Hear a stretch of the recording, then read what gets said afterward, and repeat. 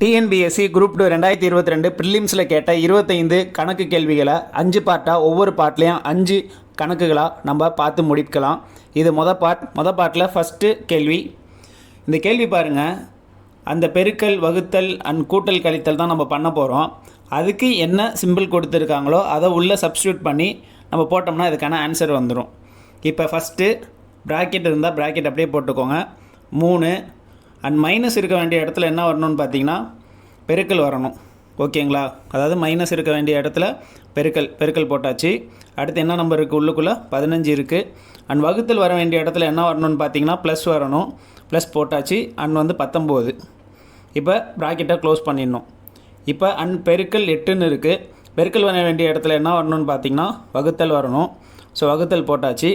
And number 8 and plus 6ன்னு இருக்குது. அப்போ plus வர வேண்டிய இடத்துல என்ன வரணும்னு பார்த்தீங்கன்னா மைனஸ் வரணும். அப்போ -6. இப்போ அப்படியே நம்ம சால்வ் பண்ணால் போதும். இது என்ன ரூலில் சால்வ் பண்ணணும் அதுதான் இங்கே முக்கியம். போட் மாஸ்ங்கிற ரூல் படி நம்ம சால்வ் பண்ணணும். போட் மாஸ் ரூல் படி நம்ம என்ன பார்க்கணும்னா ப்ராக்கெட் இருக்குன்னு பார்த்தோம்னா எஸ் ப்ராக்கெட் இருக்குது. அண்ட் ஆர்டர் இந்த ஆர்டர் பார்க்கணும். அடுத்து வகுத்தல், அதுக்கப்புறம் பெருக்கலுக்கு அப்புறம் கூட்டலுக்கு அப்புறம் கழித்தல். இந்த ஆர்டர் படி தான் நம்ம இந்த கணக்கை நம்ம சால்வ் பண்ணணும்.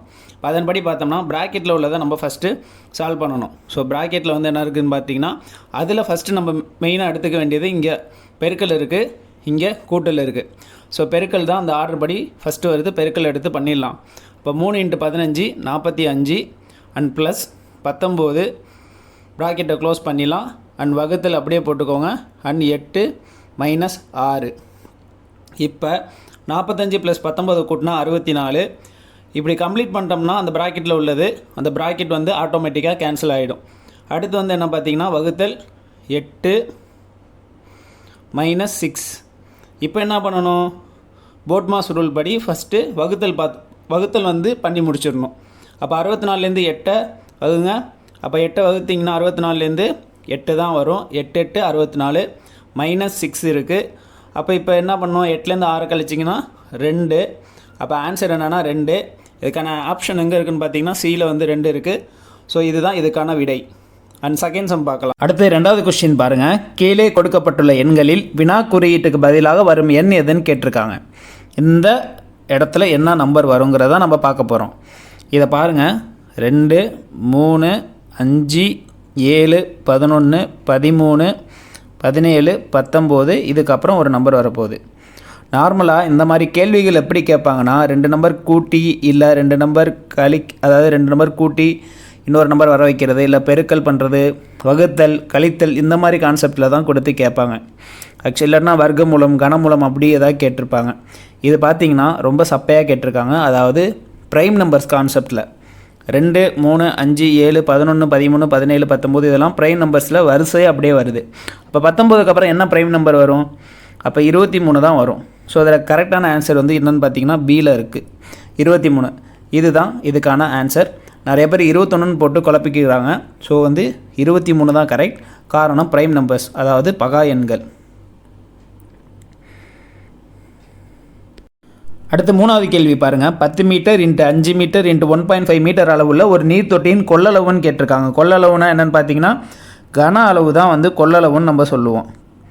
அப்போ கன அளவு தான் நம்ம கண்டுபிடிக்க போகிறோம். இதோட அளவு என்ன சொல்லியிருக்காங்க, எல் என்னென்னு பார்த்தீங்கன்னா 10 மீட்டர்னு சொல்லியிருக்காங்க. அடுத்து பிரெத் என்னென்னு பார்த்தீங்கன்னா பி என்னென்னு பார்த்தீங்கன்னா 5 மீட்ரு. அடுத்து என்னென்னா ஹச் என்னென்னு பார்த்தீங்கன்னா 1.5 மீட்டர். இதுதான் அதோட அளவுகளாக கண்டிப்பாக இருக்கணும். 1.5 மீட்டர். இப்போ கன அளவுக்கான ஃபார்முலா என்னென்னு பார்த்தீங்கன்னா எல் × பி × ஹச். இதுதான் அதுக்கான ஃபார்முலா. இப்போ என்ன பண்ண போகிறோம், அப்படியே எல்லாத்தையும் எடுத்து பெருக்க போகிறோம். அவ்வளோதான். 10 × 5 × 1.5. அப்போ போட்டோம்னா என்ன வரும்னு பார்த்தீங்கன்னா 50 × 1.5னா 750. ஒரு புள்ளி வச்சோம்னா 75 வருது. ஆக்சுவலி இது என்ன சொல்லுவோம், 75 கியூபிக் மீட்டர்னு சொல்லுவோம். அதாவது கன மீட்டர்னு சொல்லுவோம். ஏன்னா இது கன அளவில் இங்கே என்ன கொடுத்துருக்காங்க 75ன்னு எதுவும் இருக்கான்னு பார்த்தீங்கன்னா ஆப்ஷனில் இல்லை. 75 லிட்டர்னு இருக்குது. அதாவது இங்கே கன மீட்டர்லேருந்து லிட்டருக்கு மாற்றிருக்காங்க. அப்போ 1 கியூபிக் மீட்டருங்கிறது என்னென்னு பார்த்தீங்கன்னா, அதாவது ஒரு கன மீட்டருங்கிறது என்னென்னு பார்த்தீங்கன்னா 1000 லிட்டர். அப்போ என்ன ஆன்சர் வரும், 75 × 1000. அப்போ 75,000 லிட்டர் தான் வந்து இதுக்கான கரெக்ட் ஆன்சர். ஆப்ஷனில் எங்கே இருக்குது? டியில் இருக்குது. அடுத்து 4th கொஸ்டின். ஒரு ஆண்டிற்கு X% வட்டி வீதத்தில் X ஆண்டுகளுக்கு கிடைக்கும் தனி வட்டி வீதமானது ரூபாய் X எனில் அசலின் மதிப்பு டேஷ் ஆகும்னு கேட்டிருக்காங்க. ஆக்சுவலி இந்த கொஸ்டின் வந்து அதிகமாக கேட்டுக்கிட்டே இருக்காங்க. ரிப்பீட்டட் கொஸ்டினில் இந்த கேள்வி இருக்குது. இது அதிகமாக நீங்கள் பார்த்துருந்தீங்கன்னா எக்ஸாமில் போட்டு பார்க்க தேவை அவசியமே இல்லை. ஆன்சர் பின்னு சொல்லிக்கிட்டே போயிட்டே இருக்கலாம். பட் நம்ம இங்கே போட்டு பார்ப்போம். ஸோ ப்ரீவியஸ் இயர் கொஸ்டின் நிறையா வந்து சால்வ் பண்ணி பாருங்கள். நீங்கள் எக்ஸாமில் போயிட்டு உங்களுக்கு அது ரொம்ப ஹெல்ப்ஃபுல்லாக இருக்கும். நீங்கள் வந்து ஆன்சரே போட தேவையில்லை.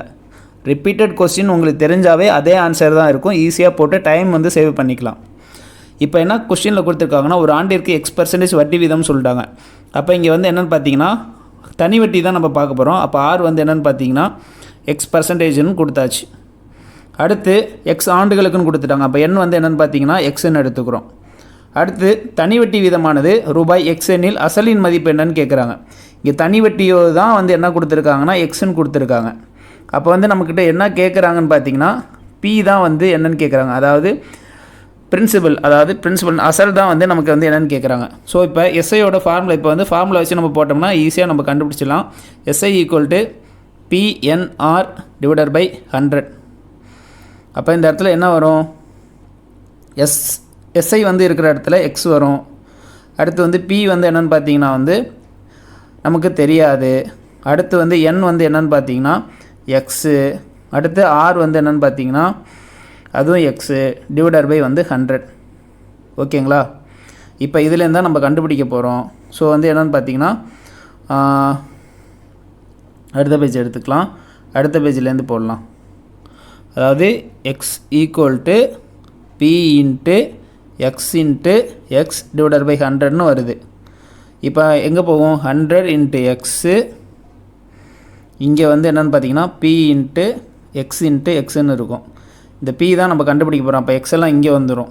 அப்போ X எல்லாம் இங்கே வந்துருச்சுன்னா 100 × X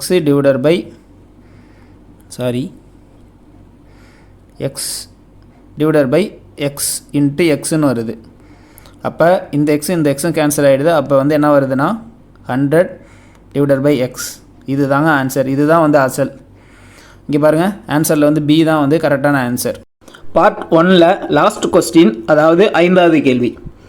12 சென்டிமீட்டர் ஆரமுள்ள ஒரு அலுமினிய கோளம் உருக்கப்பட்டு 8 சென்டிமீட்டர் ஆரமுள்ள ஒரு உருளையாக மாற்றப்படுகிறது. அப்போ உருளையோட உயரம் என்னன்னு கேட்குறாங்க. ஸோ இதை நம்ம கன அளவுலேருந்து நம்ம கண்டுபிடிச்சிடலாம். ஸோ ஃபஸ்ட்டு என்ன கொடுத்துருக்காங்க? அலுமினிய கோளம் உருக்கப்படுகிறது. அப்போ கோளத்தோட கன அளவு என்னன்னு பார்த்தீங்கன்னா 4/3/r³ = என்ன? உருளையோட கன அளவு r²h. இதுதான் இதுக்கான ஃபார்முலா. ஸோ இப்போ இதுலேருந்து தான் நம்ம இந்த h கண்டுபிடிக்க போகிறோம். கோளத்துக்கான ஆரம் வந்து 12 சென்டிமீட்டர்னு கொடுத்துருக்காங்க. அண்ட் உருளையோட ஆரம் வந்து 8 சென்டிமீட்டர் கொடுத்துருக்காங்க. இதை எடுத்து அப்படியே நம்ம உள்ள சப்ஸ்டியூட் பண்ண போகிறோம். 4/3/r வந்து என்னென்னு பார்த்தீங்கன்னா 12. அப்போ 12 × 12 × 12 = உருளையோட ஆரம் வந்து 8. அப்போ 8 × 8 × h. ஸோ இதை தான் நம்ம வந்து அடித்து கேன்சல் பண்ண போகிறோம். ஸோ இங்கே வந்து 3 தெளிவாக போட்டுக்கிறேன். இப்போ இதை கேன்சல் பண்ணிடலாமா? அதாவது கேன்சல் மீன்ஸ் அடித்து போட்டுடலாம். 3 4 இந்த பைக்கு இந்த பை அடிபடும். அப்போ என்ன கேட்குறாங்க? ஹச் தான் கேட்குறாங்க. மீதி இருக்கிற 8 வந்து இங்கே கொண்டு வந்துடலாம். அதாவது 4 × 4 × 12 × 12 இந்த 2 8ஐயும் இங்கே கொண்டு வந்துடலாம். 8 × 8 ஹச் அப்படியே இங்கே வச்சுப்போம். இப்போ கேன்சல் பண்ணி போடுங்க. 1 4 4 2 4 8 1 4 4 2 4 8 1 2 2 6 2 12 1 2 6 2 12. அப்போ இங்கே 6 6 தான் மேலே இருக்குது. அப்போ ஹச் வந்து என்னென்னு பார்த்தீங்கன்னா 36. இப்போ கொஸ்டினில் வந்து 36 எங்கே இருக்குதுன்னு பார்த்தீங்கன்னா சியில் இருக்குது. ஸோ அப்போ சி தான் வந்து கரெக்டான ஆன்சர். இப்போ உங்களுக்கு ஒரு கேள்வி, இடைக்கண்டத்தோட கன அளவு என்னன்னு கமெண்டில் சொல்லுங்கள். அண்ட் இன்றைக்கி தான் லாஸ்ட் கேள்வி. ஸோ மீது இருக்கிற அடுத்த ஒரு 5 கேள்வியை அடுத்த வீடியோவில் பார்க்கலாம். தேங்க்யூ. மறக்காமல் நம்ம சேனலை சப்ஸ்கிரைப் பண்ணிக்கோங்க.